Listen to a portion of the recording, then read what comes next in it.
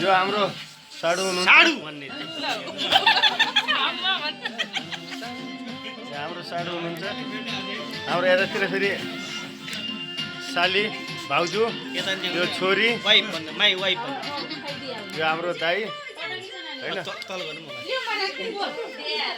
त त्यस्तो थियो रात this is my wife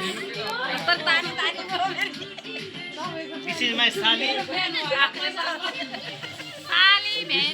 this is my साली तामा तिमी नाउ साली तिमी आउ चप्किन आउ त दिस इज माई साली भयो अब ओइ तामा त त्यो डाकी कि फोटो खिच्नु फोटो खिच्नु